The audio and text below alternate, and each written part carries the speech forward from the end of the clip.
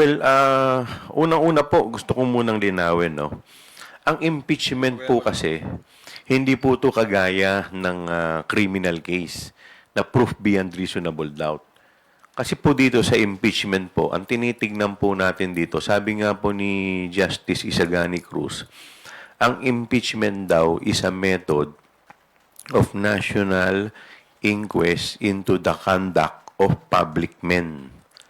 So, ang ibig sabihin dito, ang tinitignan dito yung conduct ng mga nakaupo po na opisyal, lalong-lalo na yung mga impeachable officers, kung titignan po natin, dahil sila po, matataas po yung posisyon nila at yung conduct na hingi-hingi po ay dapat mataas din.